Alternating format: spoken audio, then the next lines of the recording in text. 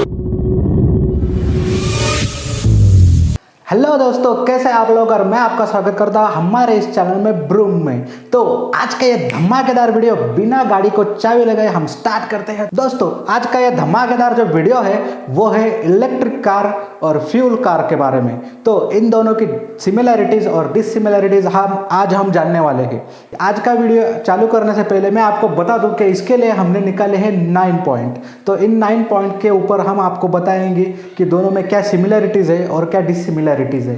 तो दोस्तों, शुरू करते हैं। हमारा पहला पॉइंट ये है एनवायरमेंटल फ्रेंडली कार। तो अगर हम इलेक्ट्रिक गाड़ियों की बात करें तो बेसिकली ये गाड़ियां चलती है इलेक्ट्रिक पे, और इलेक्ट्रिक पे चलने के साथ साथ ये गाड़ी कोई धुआं नहीं छोड़ती, और धुआं न छोड़ने के कारण ये गाड़ी पूरी तरह एनवायरमेंटल फ्रेंडली है। इसके साथ ही ये गाड़ी फ्यूल पे न चलने के कारण इसमें कोई कंबशन इंजन नहीं होता। कंबशन इंजन न होने के कारण ये कोई साउंड पोल्यूशन नहीं करती। तो ये है पूरी तरह एनवायरमेंटल फ्रेंडली कार। तो दोस्तों, देखते हैं हमारे फ्यूल कार के बारे में। तो ये जो फ्यूल कार होती है इसमें डलता है पेट्रोल और डीजल। पेट्रोल और डीजल डलने के साथ साथ इसका जो इंजन होता है वो कंबशन करना शुरू कर देता है। कंबशन यानी उसको जलाना शुरू कर देता है, और फ्यूल कौन सा भी हो वो जलने के साथ साथ प्रदूषण करने वाली गैसेस छोड़ता है, यानी कि कार्बन डाइऑक्साइड वगैरह छोड़ता है। तो ये गाड़ियाँ कार्बन डाइऑक्साइड यानी कि प्रदूषण बनाती है। तो ये गाड़ियाँ एनवायरमेंटल फ्रेंडली नहीं होती। उसके साथ ही इसका जो इंजन है वो कंबशन के टाइम बहुत ज़्यादा साउंड करता है। तो ये गाड़ियाँ साउंड पोल्यूशन भी तैयार करती है। दोस्तों, चलते हैं हमारे दूसरे पॉइंट के पास। ये है गाड़ियों का वेट यानी कि वज़न।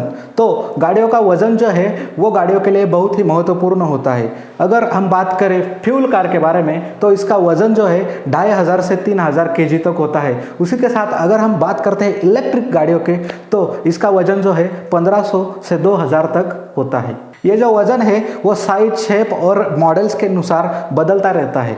इसी के साथ हम इस नतीजे पे पहुंचते हैं कि फ्यूल कार का जो वज़न है वो इंजन के वज़न के साथ साथ बहुत ही बढ़ जाता है। जो इलेक्ट्रिक कार का जो वज़न होता है वो फ्यूल कार के मुताबिक कम होता है। दोस्तों, आते हैं हमारे तीसरे पॉइंट के पास। तो ये तीसरा पॉइंट जो है वो फ्यूल कार की। तो फ्यूल कार में होता है कंबशन इंजन। इसमें जो पेट्रोल और डीजल डलता है वो कंबशन करते टाइम हीट, वाइब्रेशन और फ्रिक्शन, ये 3 मेन प्रॉब्लम आते हैं। और इन 3 प्रॉब्लम के वजह से उसके जो पार्ट्स होते हैं वो मेंटेनेंस के लिए जल्दी निकलते हैं।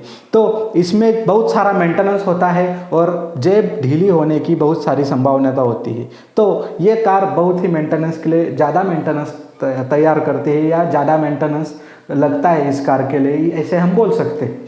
और अगर हम बात करते हैं इलेक्ट्रिक कार की तो इलेक्ट्रिक कार में एकदम कम मेंटेनेंस होता है। यानी कि अगर खराब हो भी जाए तो क्या खराब होगा, वायर, सर्किट या फिर सिर्फ बैटरी, वो जो 3 या 4 साल में खराब होगी। तो हम इस नतीजे पे पहुंचते हैं कि ये जो कार होती है ये सिर्फ लो बजट और लो मेंटेनेंस के लिए है, और इसमें बहुत ही कम मेंटेनेंस होता है। तो अगर हम बात करते हैं कि इसका मेंटेनेंस करवाना हो तो आप कहाँ जाएंगे, यानी कि इसके लिए अगर फ्यूल कार की बात करते हैं तो फ्यूल कार का जो पार्ट्स होता है वो आपको किसी भी लोकल मार्केट में मिल जाएगा। मगर जो ईवी कार्स यानी इलेक्ट्रिक कार जो होती है इसके जो पार्ट्स है वो आपको उसी ब्रांड के या उसी शोरूम से मिलेंगे जहाँ से आप ये गाड़ी परचेस करोगे, या जिस ब्रांड की ये गाड़ी है। यानी कि अगर हम टाटा नेक्सन ईवी खरीदते हैं तो टाटा नेक्सन ईवी के पार्ट्स आपको टाटा नेक्सन ईवी के शोरूम में ही मिलेंगे, आपको किसी लोकल मार्केट से ये पार्ट्स नहीं मिल सकते। अगर आप मेंटेनेंस करते हैं फ्यूल कार का तो इसके पार्ट्स आपको लोकल मार्केट से या आपके पास से कोई ऑटोमोबाइल दुकान से आपको मिल सकते हैं। तो इसका मेंटेनेंस कॉस्टली है मगर इसके पार्ट जल्दी मिल जाते हैं, और इसका मेंटेनेंस कम बजट वाला है मगर इसके पार्ट जल्दी मिलते नहीं। तो इन दोनों में ये सिमिलैरिटीज और डिससिमिलैरिटीज है। दोस्तों, आते हैं हमारे चौथे पॉइंट के पास, और ये चौथा जो पॉइंट है वो है माइलेज। गाड़ी का माइलेज हमारे लिए बहुत ही महत्वपूर्ण रहता है कि अगर हम एक गाड़ी लेते हैं तो उसका माइलेज पहले चेक करते हैं, यानी कि 1 लीटर में वो गाड़ी कितना भागेगी ये हम सोचते हैं।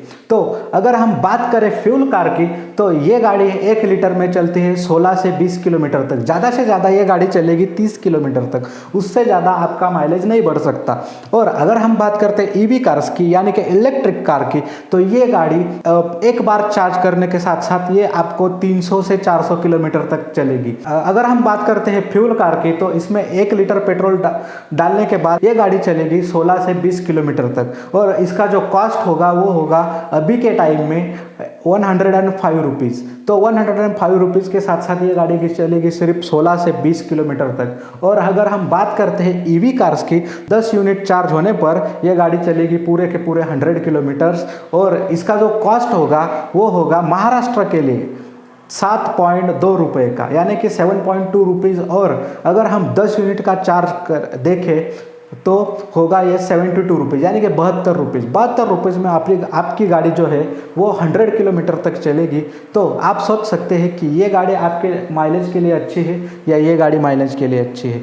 अब आते हैं हमारे लिस्ट के 5वें पॉइंट के पास। तो ये 5वां पॉइंट है जो सबके लिए बहुत ही महत्वपूर्ण है, कोई भी हो, अमीर हो गरीब हो, सबके लिए बहुत ही महत्वपूर्ण है। ये जो पॉइंट है ये है सेफ्टी का। तो इलेक्ट्रिक कार की बात करें तो इसमें सेफ्टी बहुत ज़्यादा है।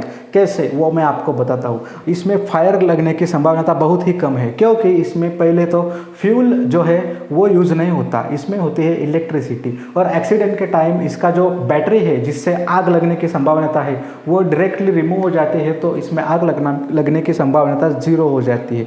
और अगर हम बात करते हैं एक फ्यूल कार की, तो फ्यूल कार में डायरेक्टली फ्यूल डलता है, और एक्सीडेंट के टाइम अगर कोई स्पार्क हो जाए तो ये गाड़ी फायर होने की संभावना बहुत ही ज़्यादा है। और मोस्ट ऑफ केसेस में गाड़ी में फायर लग ही जाती है, यानी कि आग लग ही जाती है। तो ये गाड़ी फायर फ्रेंडली यानी कि फायर सेफ्टी के लिए अच्छी नहीं है, मगर ये वाली गाड़ी फायर सेफ्टी के लिए बहुत ही अच्छी है। आते हैं हमारे 6 पॉइंट के पास, ये है इंजन पावर। इंजन पावर हर एक गाड़ी के लिए बहुत ही महत्वपूर्ण चीज़ होती है, क्योंकि इंजन पावर अगर कम हो तो ये गाड़ी बड़ी बड़ी ढलांगे नहीं चढ़ सकती। इसके लिए ईवी कार्स में अगर बात करें तो ईवी कार्स में होता है 128 bph पावर का इंजन, और अगर हम फ्यूल कार्स की बात करें तो इसमें होता है 132 से 150 तक का bhp का इंजन। तो अगर हम बात करें इंजन के पावर की, तो ये गाड़ी इंजन पावर के लिए बहुत ही अच्छी है, क्योंकि इसमें डलता है फ्यूल, और फ्यूल कंबशन होने के साथ साथ इसमें होते हैं बहुत सारे ब्लास्ट, और ब्लास्ट होने के बाद ये गाड़ी जनरेट करती है बहुत सारा पावर। और इस गाड़ी में इलेक्ट्रिक होता है, और इलेक्ट्रिक जितना सप्लाई होगा उतना ही पावर ये गाड़ी जनरेट करेगी। इसके कारण इसका जो पावर है वो फ्यूल कार के मुताबिक थोड़ा कम है। आते हैं हमारे 7वें पॉइंट के पास। तो ये 7वां पॉइंट जो है वो है स्पीड। स्पीड भी हमारे गाड़ियों के लिए बहुत ही मायने रखता है। तो अगर हम बात करते हैं फ्यूल कार की, तो फ्यूल कार में स्पीड जो होता है वो 120 किलोमीटर पर आवर से 240 किलोमीटर पर आवर तक होता है। ये गाड़ियों के हिसाब से बदलता है और गाड़ियों के हिसाब से मेंटेन रहता है। उसके साथ ही अगर हम बात करते हैं ईवी कार्स के बारे में, यानी कि इलेक्ट्रिक कार्स के बारे में, तो इसका स्पीड जो है वो होता है लगभग 322 किलोमीटर पर आवर का, यानी कि स्पीड के मामले में EV cars fuel engine car से ज़्यादा स्पीड देती है। आते हैं हमारे 8वें पॉइंट के पास, और ये है प्राइस का।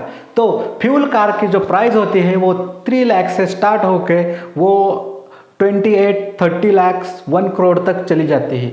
उसके साथ ही अगर हम बात करें ईवी कार की, तो उसकी स्टार्टिंग जो प्राइस है वो है 20 लाख की। 20 लाख से अब वो कितने भी हो जाते हैं, यानी कि 1 करोड़ 2 करोड़ तक चली जाती है। टेस्ला की जो रेसिंग कार है उसकी प्राइस लगभग 1 करोड़ के आसपास हो गई है। तो आप सोच सकते हैं कि 20 लाख से स्टार्ट होकर 1 करोड़ तक जाती है, और इधर 3 लाख से स्टार्ट होकर लगभग 1-2 करोड़ तक चली जाती है। आता है हमारे 9 नंबर के पॉइंट के पास, तो ये है इंफ्रास्ट्रक्चर। इंफ्रास्ट्रक्चर में अगर हम बात करते हैं फ्यूल कार्स की, तो आपको इसके पार्ट जो है वो कहीं से भी मिल सकते हैं। आप इसका मेंटेनेंस और सर्विसिंग कहीं से भी करवा सकते हैं, यानी कि कौन से भी लोकल दुकान से आपको इसकी सर्विसिंग अवेलेबल हो जाएगी। आपको उसी ब्रांड की या उसी शोरूम के पास नहीं जाना पड़ेगा इसके सर्विसिंग या मेंटेनेंस के लिए। और अगर हम बात करते हैं एक ईवी यानी कि इलेक्ट्रिक कार की, तो आपको इसके मेंटेनेंस के लिए उसी शोरूम या उसी ब्रांड के पास जाना पड़ेगा जहाँ से आपने ये कार खरीदी है या जहाँ से आपने ये प्रोडक्ट लिया है। तो अगर आप उसी दुकानदार या उसी शोरूम या उसी ब्रांड के पास जाएंगे तभी आपको इस गाड़ी का जो मेंटेनेंस है, यानी कि वायर ख़राब हो गई तो वायर, बैटरी ख़राब हो गई तो बैटरी, जो भी पार्ट ख़राब हो जाए, इसमें मेंटेनेंस तो बहुत कम है, ये हमने देख लिया, मगर अगर इसका कुछ पार्ट्स ख़राब हो जाता है तो इसके जो पार्ट्स है वो लोकल मार्केट से जल्दी अवेलेबल नहीं होंगे, क्योंकि यह गाड़ी अभी अभी नई आई है और मार्केट में अभी नई है। ये गाड़ी ज़्यादा महंगे होने के कारण ज़्यादा बेची नहीं जा रही है, इसके लिए इस इंफ्रास्ट्रक्चर बनना अभी बाकी है। और इसके साथ ही अगर हम देखें कि हर एक 50 किलोमीटर के दायरे में फ्यूल कार के जो पेट्रोल पंप है वो अवेलेबल है। उसके कंपैरिजन में अगर हम ईवी के पंप देखें, यानी कि इलेक्ट्रिक पंप देखें, तो ईवी कार के लिए चार्जिंग स्टेशन अभी पूरी इंडिया में या पूरे भारत में अवेलेबल नहीं है।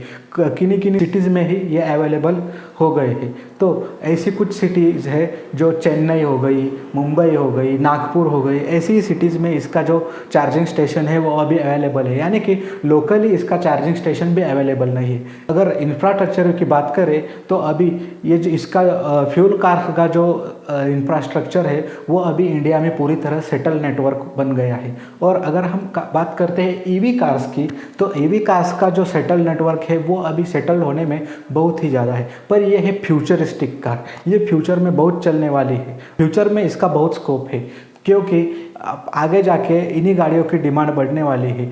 भविष्य के हिसाब से एक कार लेना चाहते हैं तो आप ये कार ज़रूर खरीदें, क्योंकि भविष्य में आपके आसपास 50-50 किलोमीटर के दायरे में इसके जो चार्जिंग स्टेशन है वो बनने वाले हैं, क्योंकि हर एक को बिज़नेस चाहिए और बिज़नेस के लिए कोई कुछ भी कर सकता है, तो इसके चार्जिंग स्टेशन बनने के बहुत ही ज़्यादा चांसेस है। उसके साथ ही ये गाड़ी मेंटेनेंस कम लेती है, चलती ज़्यादा है, यानी कि इसका माइलेज भी ज़्यादा है, तो ये गाड़ी कौन खरीदना नहीं चाहेगा। और ये गाड़ी जो आप अभी खरीदेंगे, यानी कि फ्यूचर का हिसाब न रखते हुए अगर आप फ्यूल कार खरीदते हैं तो अगले 10-12 सालों में आपकी ये गाड़ी आउटडेटेड हो जाएगी। रोड पे चलने के लिए उसको शायद परमिशन, गवर्नमेंट ही परमिशन ना दे, तो आप ये गाड़ी जो ईवी कार्स है वो ज़रूर से खरीदें। अगर आपको ये वीडियो अच्छी लगे तो लाइक, सब्सक्राइब, शेयर ज़रूर कर दीजिएगा और वो घंटी का बटन है ना वो ज़रूर प्रेस कीजिएगा। मिलते हैं नेक्स्ट वीडियो में।